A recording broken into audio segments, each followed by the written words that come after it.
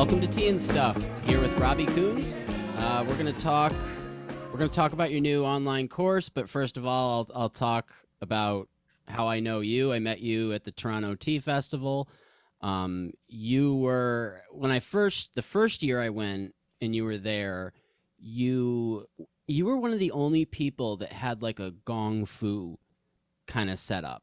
Like you actually like had there's a bench where people could come and sit down and sip and just so you were my first sort of like, oh, look at this. Like not only is it a tea festival, but the gong fu approach of it was unbelievably appreciated.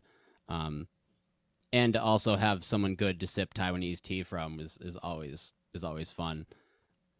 Thank you. Well, it's funny because I've significantly softened my view about all things tea related, but I studied tea in Taiwan and in China as well, in mainland China, and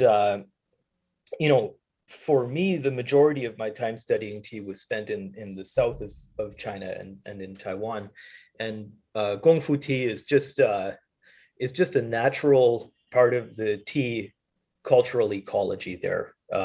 So to me, it was very, very obvious. But the thing I've come to recognize, and the reason why I say I've softened my stance significantly, is because different places express tea culture in different ways, and they have different ceremonies and rituals and cultural values associated with them. But at the time, I wanted to offer something authentic and also offer people a chance to sit down and rest their feet, because the tea event is a 2 day long event. It's pretty heckin'.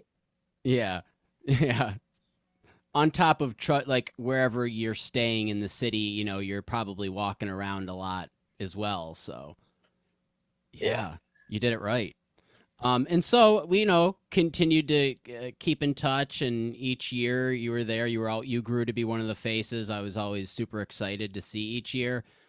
And then the beast as Corona came and, halted our even ability to get into your country. And so no tea festival, obviously. And, I think we all had to find certain ways to adapt and to reevaluate and to find new directions or a clearer path on the directions we're on. And I saw you do a lot with the qigong, but I was interested to hear about your newest venture, which is a course that's specifically talking about like medicine and tea and the. Can you go into that a little bit more? Yeah, absolutely. So I've been working on this research project for pretty close to a decade. It's I've given it the name Tea Alchemy. And what it is, there's a whole dimension of Chinese tea culture that a lot of people don't know about and that doesn't get mentioned that often, which is that tea has a really deep relationship with Chinese herbal medicine, and it also has Mm-hmm. a pretty deep relationship too with Chinese spiritual traditions like Buddhism and Taoism. And I my other hat, I'm a man of many hats, as some people would say, uh, is that I am a really active researcher on Taoist meditation practices and qigong, and so tea and qigong always seemed like a kind of natural thing to me. When you do Yeah. tea ceremony, I think the Japanese do it right. When they do sado, a lot of the time, they're very, very specific about how they move, and they're trying to put themselves into a very focused state that the Japanese came up with this saying, tea and Zen are one taste. And in China and Taiwan, it's not as culturally defined in that sense of having a very, very close relationship with Buddhism. But Buddhists in China and Taoists in China have always grown tea. It's been part of the Buddhist and Taoist monastery world for a very long time, because historically, it was one of the ways that they would support their temples. People would come in from other parts of the country to do Oh. tourism, and they would have the tea there ready to sell to people so that they could maintain their temples. That was considered a very normal sort of part of the monastic world, especially in South China for a long time. And of course, also Chinese medicine researches every kind of physical thing imaginable as herbs that either have medicinal or poisonous properties. And Mhm. tea is one of those herbs that got mentioned really early on in the Chinese medicine tradition. The first mention of the character cha, so we commonly associate with tea, actually doesn't come from anything about tea culture. It comes from a medicinal text called the Divine Farmer's Herbal Pharmacopoeia, Shenong Ben Cao Jing. And in that text, it says that this mythological creator of Chinese herbology, the Divine Farmer, or Shenong, used tea to clean his digestive system if he accidentally poisoned himself with a herb when he was researching herbs. That's the first mention of that character cha. Before that, the character for tea is pronounced tu, and tu just means a certain kind of bitter herb. It's not specific to any one Specific. plant. Yeah. So, with that in mind, when I was studying tea ceremony in Shanghai, I mostly studied with Taiwanese people, but I spent a lot of my time studying in Shanghai. When I was studying there, my teacher always said, "Hey, look, this thing has certain spiritual connotations related to how qi moves in the body." Qi, for just to give like a really quick, overly simplified explanation of qi. Qi, in this context, we can think of it as a physical sensation, and it has a tendency to move in certain predictable ways in the body. We who drink tea and do Chinese tea ceremony are very aware of the fact that there's this thing called cha qi, right? The qi of Mhm. tea, and that it moves in this particular course where there's a sensation that runs up the spine into the head, and then it feels like the head is all full of warm, fuzzy goodness. Um, that is identical in nature to the basics of how Taoist meditation practices work. Taoism has found a way to do that through seated meditation and through qigong as well, more movement or visualization or breath work, that kind of stuff. And they figured out this circuit first, but the fact is that that circuit can be opened doing a lot of different things. There have been people investigating this, using like martial arts, for instance, or Yep. tea is one thing that can do that. It's kind of taboo to say, but at different times in history, there have also been sexual practices related to this stuff. So, there's a lot of different ways we can get this qi to move in the body. And there's a discussion to be had about which ways are more legitimate or helpful than others, but tea is certainly recognized as one way that works, and it's well understood too. So the tea masters in Taiwan who are into this part of tea practice, they have a specific idea of how this works. They say that the energy moves up the back first, or the qi moves up the back first, but after they get to a high level of practice, it actually moves straight up the center of the body. And that's also, again, identical to Taoist practice. My suspicion is the reason why Chinese tea practitioners experience it more than other places is because the Gongfu tea ceremony is just really good for cultivating that particular experience. I don't hear a lot of people outside of Gongfu tea hear it saying that they get chachi, but certainly within our practice, it seems to be something where when you focus, on pouring the water and preparing the leaves and all that different kind of stuff, it seems to put you into this state where you're open to that manifestation of energy. Mhm. So, the thing is that even in China and Taiwan, this is not very, very well described experience. Yeah. People talk about it. I've talked to tea people about it. I've talked to Taoists about it. I've talked to Qigong people about it. Pretty much all of them across the board agree that this is definitely a thing. And some of them have sort of high level ideas about how it works, but nobody's bothered to sort of make it into a consistent concrete practice where you can go through observable steps and stages to cultivate it at a high level.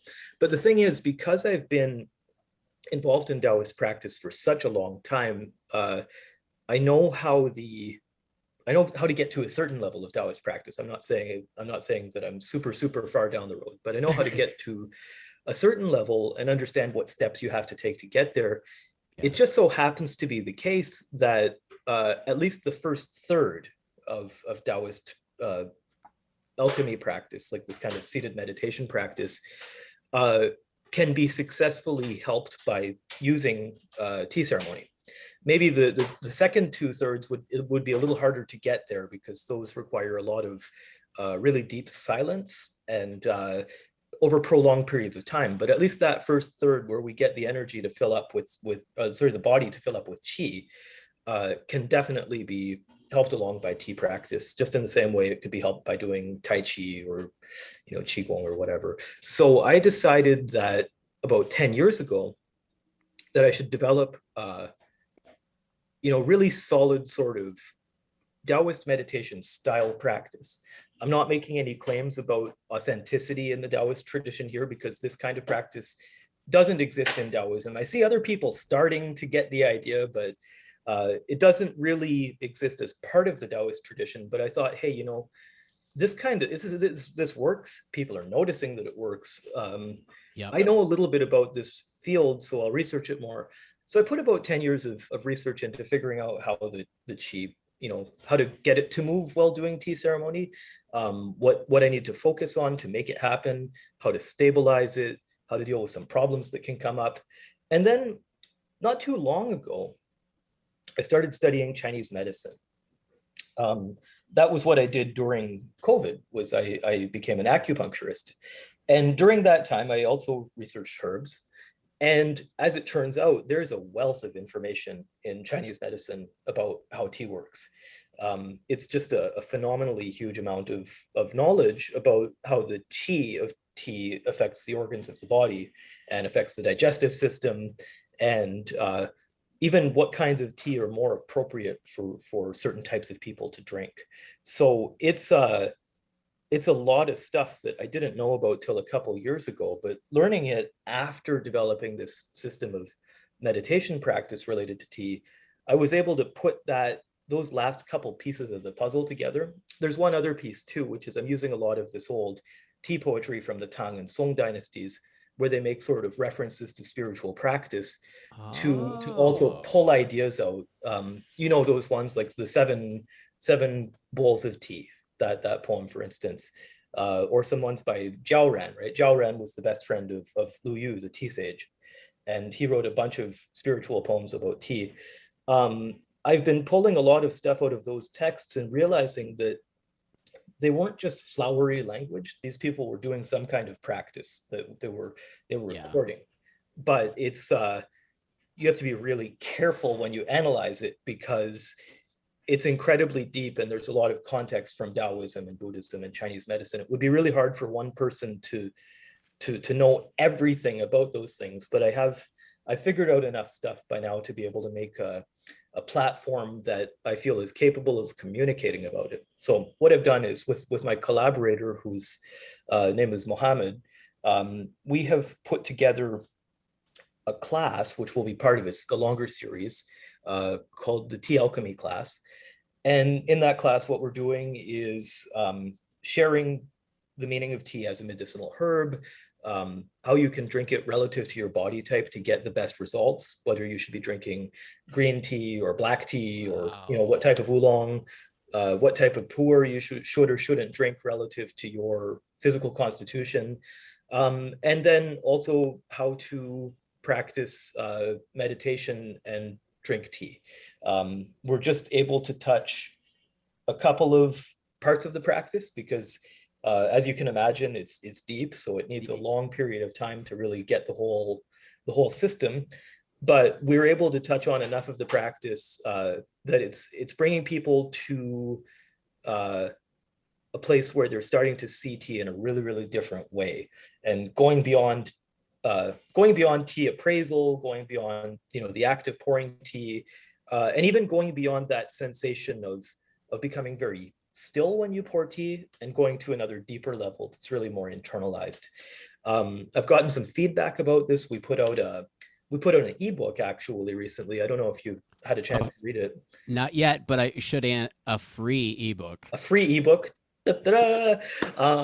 And I've gotten feedback about it, and people are saying, "Wow, like, this information in here is just taking my tea practice right up to the next level." And that's kind of what I'm hoping to be able to help people facilitate. Is it's like we're kind of creating something new here in North America with the tea culture here. Like, I don't think we can claim to be traditional, and but as a result, that gives us it's like a palette where we can actually draw some new stuff. So I'm trying to make some pretty pictures on the edge of the I, palette there. what I think you're doing is you're making people aware with context of something they may have already. So, like, I get a lot of people in my live sessions, just DMs, whatever, lots of questions about chi.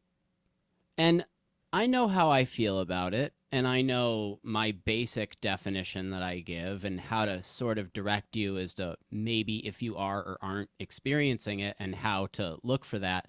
But you're right. If you look back in the text, there's poems and there's anecdotes, but it's all stuff that's here and there, and it hasn't ever really been in this category. It hasn't ever been like compiled and put together like this, which I, I am very deeply connected to. I without knowing any of this, I didn't, my intro to experiencing tea was just drinking a lot of it, and I started experiencing this feeling when I was drinking tea, and I knew it wasn't caffeinated.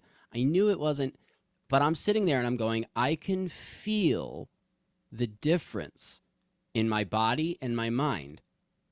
It's not a somebody told me this and now I'm placeboing it. It's I know for a fact that I've experienced this. And then once you experience it for fact and then you learn a little bit more about what it is, you can then learn to foster it and utilize it. And the fact that you've gone as far as to even like talking about, I never even thought about the subcategory of like just personal body types and personal types, and that really can tell you a lot about what you maybe should or shouldn't possibly lean towards. Yeah, it's crazy. Like the thing is, without giving too much away, I will say that Chinese medicine and tea have I wouldn't call it an uncomfortable relationship. I'd call it a very honest relationship. And one of the early observations of Chinese medicine people about tea is that it can be used in ways that are not not terribly helpful. And so one of the contextual things we have to remember is that tea changed a lot in the last couple hundred years. Mm-hmm. But in old times, tea was mostly drunk in two forms. On the actual agricultural site where it was harvested, they could drink it fresh. But anywhere else, they would have to press it into bricks as fu cha or zhuan cha, and then send it on carts on horses, right? So the thing is that those early iterations of tea, uh, they were not perhaps as aware of issues related to acidity and different elements of tea that can be harmful. So it used to be the case that a lot of people would overuse tea because in the Song dynasty, for instance, I don't know if you've ever seen those pictures of the people like getting totally smashed on matcha, but like it was a thing. People were drinking a lot of tea back then, and it was like an intoxicant, and they would wreck their stomachs because it was so acidic.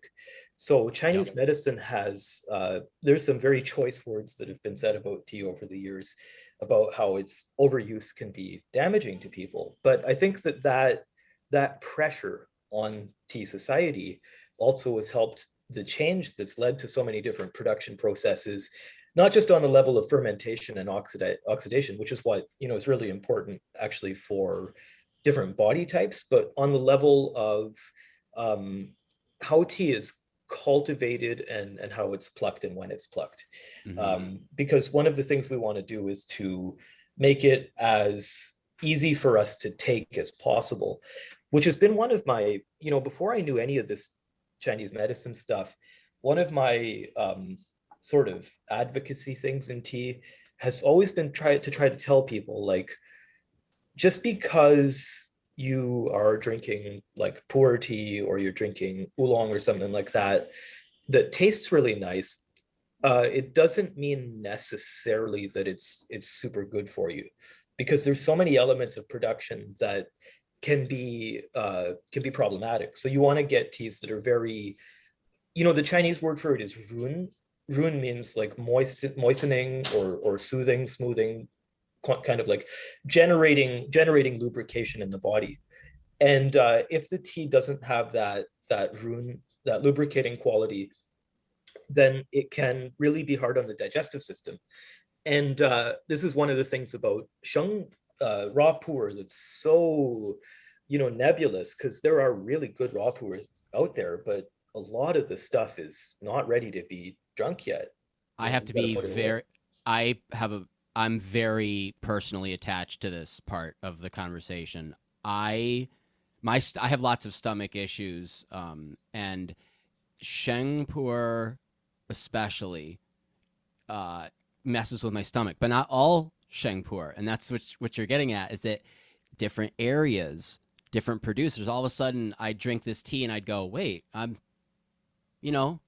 okay, but this is a raw, fresh pu'er. And you're right, it goes down to more than just the tea type. Yeah, and that's the thing about tea that I think is the difficult part for North America and Europe as well, is that getting the education level up, even of vendors, about this kind of stuff is really, it can be really, really difficult, because there are so many different sort of vested interests in keeping the tea industry the way it is. One of the Yeah. big things is that export oriented tea is, uh, almost by definition, has to be several steps lower on the hierarchy of quality of tea than perhaps many people in, in those places where the tea is cultivated would be willing to put up with.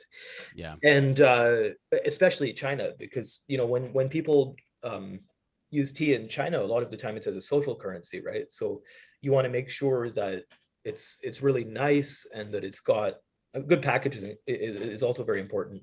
But it's really nice. It's really, the people are going to be impressed by it. But a lot of the time, what we get here are different levels of import or export lead to wildly different results. So you could get Tiaguanyin from, hypothetically from Anxi. A lot of the Tiaguanyin is from Guangdong province, actually, but it's hypothetically Tiaguanyin tea from Anxi, and it could be that a very large distributor is bringing in stuff by, like the metric tons. And on the other hand, you could get a really small distributor who is bringing in small amounts of excellent tea. uh, and those two teas, although they look similar, uh, if you're not trained, they smell similar, but by golly, they are not the same thing. And for Yeah. those of us with a little bit of training, you just know by looking at it. But the problem is, I think one of the reasons why tea has never taken off in the way that third wave coffee has taken off is because you need to know more stuff to be able to do tea than you. Yes. I mean, look, I love coffee. I drink coffee uh, a lot, but tea to me, sorry, tea to me is objectively better and more interesting and deeper than coffee. Although the coffee people are incredibly interesting, especially with the science. But Oh yeah. you just look at like the degree of um, diversity among similar types of tea leaves, and how complex that makes the market, and how complex that makes the experience, and how you with tea you almost never step in the same river twice. It's pretty incredible. It's wow. I mean, I could not be more pleased that not only that someone is doing it, but somebody that's like you, who like has really didn't just think of this and then you're immediately, as you're still gathering the initial information, you're already putting together a course. you've, like you said, you've already put together a decade of information, which no matter who you are, that's a wealth of information. Um, Yeah. You know, the thing is that it's not like I didn't want to do stuff earlier. I just didn't have the ability. And right. I have had a very strange relationship with this particular thing, which is that early in my days of studying Taoist meditation, I accidentally got a book deal thrown in my lap. And I'm still happy with the book. It's called Internal Elixir Cultivation, the Nature of Taoist Meditation, and it's published by a company called Tempoli Media. But I got this book deal thrown at me sort of by accident, because the story, to simplify it, is that they had this really great author with awesome credentials picked out, but he didn't want to do it because he didn't want to expose himself to criticism from the peanut gallery. And so the only other person in the genre that they knew was me. And they wanted a book about this subject. It's a good book, but the thing is, like, in hindsight, I looked back at it and I got terrified to write anything down, because I realized that my own lack of knowledge and shortcomings was, because I did end up being criticized by the peanut gallery. Some of the criticisms, some of it was more legitimate than others. And so I thought to myself, man, if I'm going to do something, like, I better do it in a really, like, informed and organized and respectful way. Um, and I do know that, like, I have a lot of respect for some of the people in the tea industry who are doing similar things. Like, I have a lot of respect for Wuda, uh, and what he's doing. I think on a, like, at the level of very fine sort of, like, um, theoretical interpretation stuff. I might not be entirely on board with everything that he's doing, but the general spirit of what he's doing is excellent. And I know, for instance, that in Taiwan, someone I really respect, Deng Ding Shou, who's a very popular potter who lives near Lugu. He's good friends with Wuda, and he told me in no uncertain terms that Wuda is the modern day Lu Yu. He's the modern tea sage. And he said that you can give him any tea from any place, made in any way, of all of the teas of the world, and he can immediately tell you what it is, where it was grown, how it was used. So, I have a huge amount of respect for other people also like this who have been around for a while. They're certainly very serious, but I do think that what I'm bringing here is different in an important way. And I'm not trying to make any kind of quality statement, or No, and it's massively important that somebody who is putting together this wealth of information like you, I personally think it's extremely important that you do respect, even if you don't agree with, just and especially, like, again, like, maybe you don't agree with the exact teachings or whatever, but to look at that person and go, they are accomplished and they are doing a lot of good for the Yeah, tea it's world. wonderful. Hey, And to you got to give people their due, right? Like, but I mean, really, like, I've been very, very impressed with that spirit, and I think what it shows us, because before I had this idea before I knew anything about Wuda. I found out about him after the fact, and it's like, oh wow, like we have this very, very similar, uh also remarkably different, but at least very similar sort of basic conceptual understanding of tea.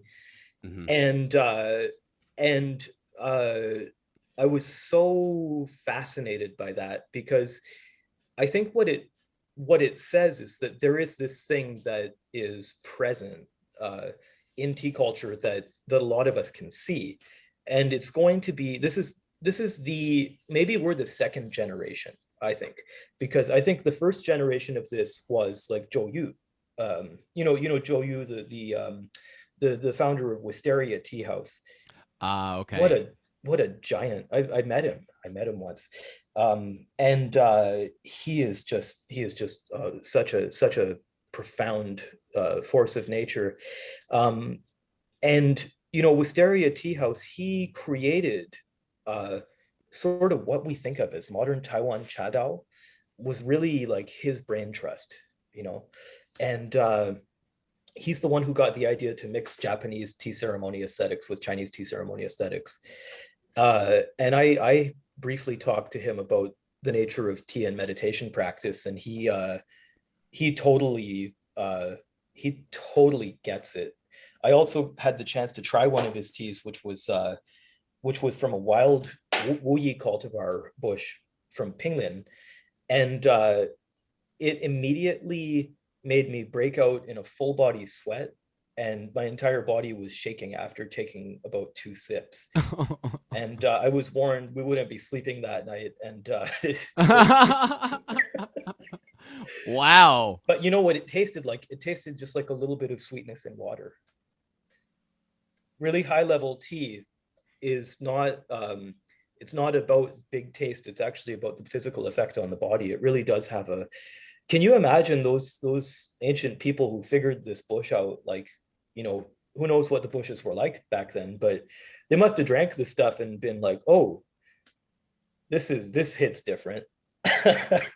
And that, yeah, I think about that process. Like, just imagine, or just like lightly roasting the leaf a little bit and then sipping it and going, whoa. Like, Yeah, hey, try this. yeah, It was a, I'm so, I'm so psyched to hear more, to see more. I didn't want to dive too much into it before doing this because I really like to um, I like to not know the answer myself, so that way when I ask the question, it's sort of not as prepared, which I prefer a little bit. So when is the course? I mean, when does it start? yeah. So you know, we are officially dropping on April 28th, but beforehand, and I'm gonna give you the link so that you can link to it. Beforehand, what people can do is they can go and download the ebook. It is free, right? So that's great. You don't have to take the course in order to get the ebook. But what we do ask is that you join our mailing list, and then you'll get information about the course, um, and you'll be the first to know when it comes out. But the official date is the 28th, so that's pretty soon. And the structure also, what I've found through sort of trial and error, because I've been teaching a lot of Zoom classes for the last 2 years about Taoism, and I have had people always asking me, you know, like, are you recording these classes? Because I might not be able to show up for the actual seminar. So what we did was I met a guy who works at my workplace. I work at the Ontario College of Traditional Chinese Medicine as a sort of translator editor guy, and I met a cameraman who used to work for Sichuan television station, and so he's helped us very kindly to make really nice high quality videos. And so we have the Nice. the class is broken into 3 units. One unit related to the nature of tea, sort of the five major, as I would conceptualize, five major categories of tea. I know some people think there's 6 or 7, but to me, it's green tea, red tea, oolong, um, pu'er slash chuan cha, and then white tea. I would say, really, conceptually speaking, are the 5 categories that have the most sort of power. I know like yellow tea is a thing, but it's like a marginal thing off to the side of green tea, kind of. I hope I don't make too many people angry. No, I think it's a. I think they would pretty much agree that Yeah, yellow tea is sort of a sidestep. Like yeah, it's like a 2.0 green yeah, tea. yeah, exactly. So in terms of the class, the first class is about how those 5 types of tea affect the body relative to production process, because this is something that I think that people have an inkling of. You know, like, we know that we should be drinking green tea in the summer and black tea in the, or you know, red tea in the winter, but there's a reason for that, and so that's what the first unit of the course deals with. It's also what the ebook deals with a bit. The second unit is actually taking a like a deeper look into the classics of Chinese medicine as they pertain to tea. And so we're looking at a bunch of different classical entries from the Chinese medicine tradition, talking about what kind of illnesses tea can treat, as well as what herbs you shouldn't take tea with, and as well as who tea drinking may not be appropriate for or in what situations. We're going to go really deep into that too. And then the third unit is about meditation. So what I've done for the PDF part is that I've annotated the seven bowls of tea poem to explain what it means relative to meditation practice, because it goes through these different steps where he's going from soothing his throat, and then his intestines start to come alive, and then suddenly he becomes enlightened, and then eventually he's flying away with the air running under his sleeves to the magical island of Panglai, where all the immortals live. So I thought I would explain how to get an understanding of that relative to tea ceremony. And then the video section is presenting a small practice about how we use tea to open up the energetic meridian running down the front of the body, and then fill up the energetic center in the abdomen. So that's approximately what the course deals with. And then there's a fourth unit, which is going to be a live class. And from experience, I've realized that we need to have one live class for North American people and one live class for people in other parts of the world because of time zone differences. So Yeah. we have factored that in. That's the biggest, one of the biggest hurdles, is that not only like, a lot of industries switch to doing Zoom classes and stuff like that, but not all of them are so international. Yeah, and it's wild. But with the Taoist stuff that I do, I've got students everywhere. Like, um, I still think one of my happiest achievements, this is kind of unrelated, but one of my happiest achievements once was I won a second place prize at the North American Tea Championships one year with Tia Guanyin from Mujia. And somebody in Taipei who lived like just down the street from Mujia actually ordered the tea from me, and I sent it to them. And there's this old Chinese saying about painting legs on a snake. It's like when you do something superfluous, but I still was pretty happy with it. I got it. Oh yeah, it's just it's an ultimate nod. It's just sort of like a pat on the back. It's like, Yeah. good job, good job. Yeah, certainly made me feel like a good boy. Well, it's sort of like when I'll be doing a tasting, and somebody will come in who you can tell is from China or Taiwan, and they most definitely have drank tea fresh from the mountains. You know what I mean? Like, they just have that air to them, and you see they got their judging eye, which it's okay. Fair enough. But then they come in and then they take that sip, and you see them just sort of go, this is very nice. You're just like, I'm ecstatic, because I'm just like, I see that as such a compliment, because they are going into it with like all right, let's see what this guy's got. And to see that I please them is and what I'll hear sometimes if they'll talk to me, which always made me just feel like a real home run, is they would tell you, they'd be like, oh, that was so wonderful. That really reminded me of the tea back home. Oh, that's nice. Yeah. And you're just like, oh my God, thank you. That's Those wonderful. You don't have to buy anything from me. Those words were that'll carry me farther than money would. I hear that's actually the code to get free product. Don't tell anybody. I just want to address the white elephant in the room here, which is that you are wearing a shirt that says Mr. T, and it's got a picture of a teapot with gold chains around its neck and and eyes that looks like Mr. T, which is awesome. Yes. This was a gift from my nephews for Christmas, and I was like, oh, I'm definitely going to be sporting this. These are very insightful nephews, I gotta say. So get this. He's, I think, 10 now. He spent a night with my wife and I here alone, which was fun. We got to have him over for a sleepover. And early in the afternoon, we brought him upstairs, and I showed him my office. And he's like, this is so cool. And I'm like, really? I'm like, really? So he's like, so this is so neat, this is so neat. So then he looks at me and he goes, Uncle Jeff, he's like, will you make me some tea?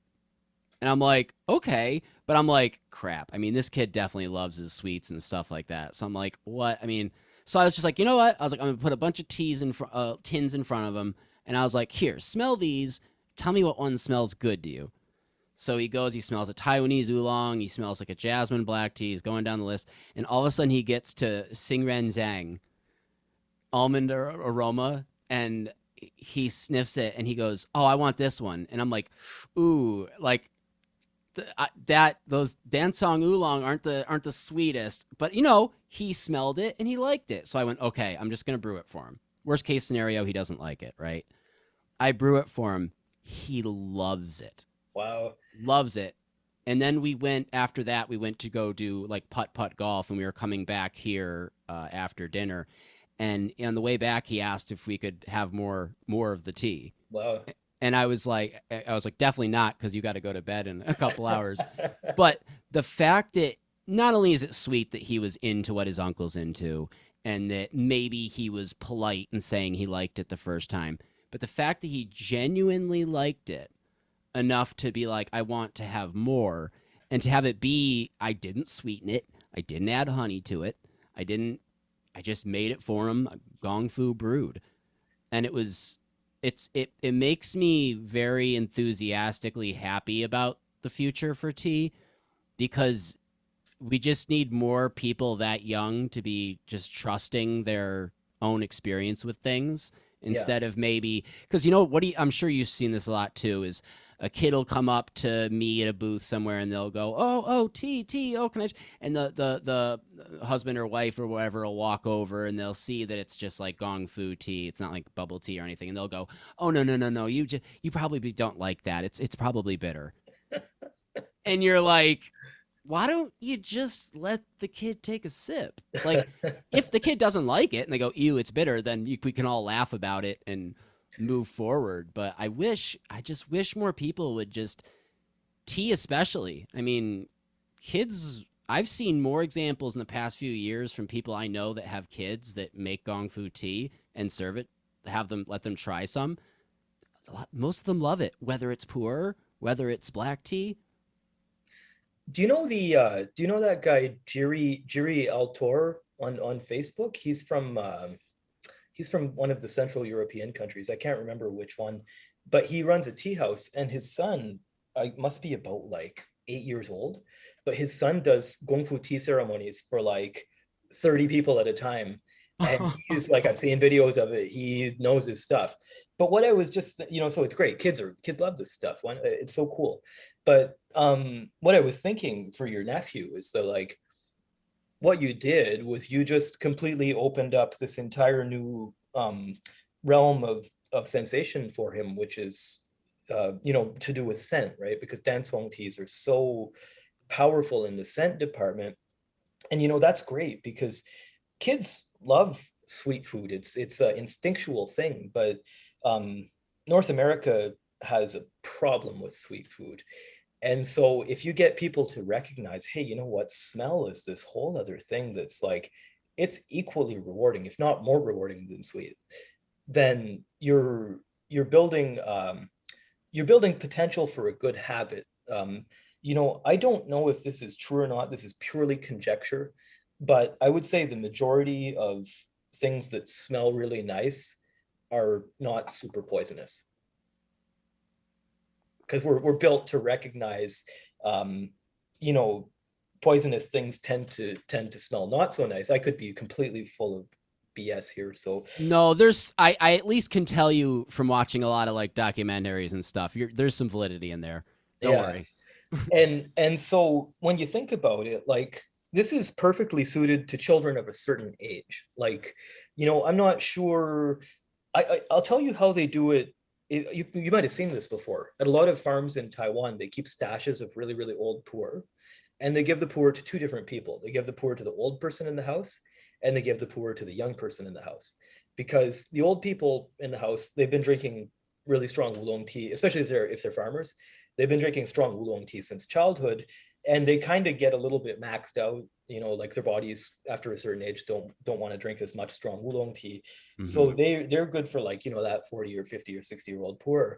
But then the kids who are, like 5 or 6 years old, you don't want them to be getting tanked on caffeine. So they're also feeding the kids tea from a young age, but they're giving them something that they can be pretty sure isn't gonna just get them absolutely, you know, Buzzed and yeah. running around and trying to pretend to fly on top of the tea bushes and stuff like that. Which yeah, that's obviously that's a problem too. Like you just have to limit. And that's why like when he wanted more, it was so sweet. And but It's it not was there. like I was Sure. like I was like, dude, next time. Next Yep. time you come, you slap right up on here with me. We'll brew up a bunch. Well, But that's an example of delayed gratification, right? So again, you're getting them with the good habits early on. I like that, and I really encourage people to do that. Is let your kid try it. Like if Yeah, why they're, not? I just so often see parents like in grocery stores and stuff say, "Oh no no no no, you don't like that, you don't like that," and it's like, uh, is that? I mean, maybe they did have an experience where they bought it, went home, made it, and the kid was like, "I hate this." Like that may Yep. have happened, but the fact of like, I hate that attitude of just that you don't like this. No, no, shut yourself off from this experience. And it's like, because with tea, I know there's a lot of teas I've tasted and I've gone, ew, yuck, I don't like this tea. And then a couple of years go by, I taste it from a different farmer and I go, oh my God, I love this tea. Yep. Yeah, exactly. Like Xiaozhong or Lapsang Suchang, right? It's Mm-hmm. like, you try the first one, maybe you like it. Some people like that smell, but it's really strong. Like, it's really potent stuff. But then you try the other type that's sort of more popular in China right now, which is really sweet and really soft. And it's like, oh, that's also Lapsang Suchang, but this is like, it's so nice. Uh, I remember a friend of mine, he said, hey, listen, I got this tea Guan Yin, and I want you to try it out. And it was heavily baked, and we brewed it up in that way where you like sort of pressure test tea by putting the water in for a long time, and Mm-hmm. it came out with the consistency of Kikkoman soy sauce, and it was like it tasted like rubber, like burned rubber. And so, but then it's like, if you had nice tea Guan Yin that was well baked and well produced, it's like, oh, it comes out tasting like, you know some sort of juice that I'm pretty sure they only usually let angels drink. Yeah, there's good teas. You can abuse them a little bit and you'll still get a Yeah, decent cup. yeah, yeah, precisely. Right on. Yeah, well, that's pretty cool. It looks like we're probably getting on toward wanting to start winding down, right? Oh yeah, man. I was just waiting for for the natural wind down. I wanted to make sure you didn't have anything left that you wanted to cover. Yeah. Um, I do wanna like do a shout out. yeah. Oh, yeah. I wanna say to everybody surrounding the Toronto tea scene, because I know that, like, it's not just people in Toronto, it's a lot of people all over the place, Yeah. that I know we've all been really missing the tea festival, and I do want to give a big shout out to Wu Tao, who's been organizing it for the past forever, um, and just really appreciate the work that he's done, and make sort of a mental note, hopefully on behalf of everybody, that as soon as it's possible to have tea festival again, we will all be back up to our usual tricks, and it'll be great. I'm telling you, it's a beautiful. It's not only that it's a festival and it's cool. You get to try a bunch of teas. The people and there are people there that just drink a couple blends, but they saw a tea festival and they went, cool, I'll go. You have people that are super gong fu that go. You have a mixed amongst the people. You have Kevin from Camellia Sinensis. You have Mr. Tao. I mean, it's a wonderful sized festival, and that's why I love going. I go every chance I can, and I really do try to tell people that are in the area or it's easy for them to get to that area. I tell them, I say, listen, if you're like on the fence of going, I really suggest you go. Just go experience it. I go, it's a really lovely time. Each year it's gotten bigger and better. And I mean, I've seen like I said, the first year you were one of the only really gong fu, like really sit down and let's brew a couple steeps together. Last time there was a decent amount of just straight tea, uh, uh, uh, really good stuff. So it's beautiful to see that just sort of that you see it's a festival where everybody learns off everyone else, and everybody sort of sees where the festival's going, and it improves based upon what the people that are going want. And so it's and Toronto's just it's my favorite place to go. It's such a fun city. If you're from the U.S., the money exchange rate works out decently. So it's not it's like a lot of people ask like, oh, why don't you go to NYC more? NYC is even for me. First of all, it's like 5.5 hours just to the city lines, and it's extremely expensive. Everything from the travel to everything. Toronto's not inflated like that. So you can go have a pretty decent time and in my eyes not spend top dollar for vacation, which and it's a safe clean city. Yeah, yeah, and one of the things I love about Toronto, because I should just generally shout out Toronto too. I moved here from another city. I'm originally from Guelph, which is it's a nice little university town. But one of the things I love about Toronto is that there's so much diversity of everything coming out from every angle. You can go down to Kensington and see all of the cool young people doing whatever it is they do, because God knows I'm out of touch with that. Or you can go to where I'm living right now, North York. It's a mix of Chinese, Korean, and Iranian people. Lots of cool stuff going on here. We're gonna go out today to Markham. We just found out about a Taiwanese supermarket that sells feng li su, those like pineapple cakes. So No. yeah, so after I teach my 1 p.m. Taoism class, I'm gonna hop over to Markham there and try to track down some pineapple cakes. Isn't that outrageous? That's phenomenal. So there's lots of stuff going on in Toronto, and I hugely encourage everyone, as tourism comes back online, uh, come down. I'm hoping in the future that we can host some events together Yeah. and do some interesting stuff, because there's certainly a lot of stuff that can be done. Well, I agree. I promise as soon as it's able, I have a couple of friends that are like, listen, as soon as I'm ready, I'm going over, and if you want to come, there's a spot in my car. So it's Nice. like, so I have a lot of people that are very much they're ready. They're That's ready to awesome. jump over the border. So thank you a ton. I'm gonna obviously get all the links from you. Yeah. If somebody wants to reach out to you to learn more, what's the way you prefer to be contacted?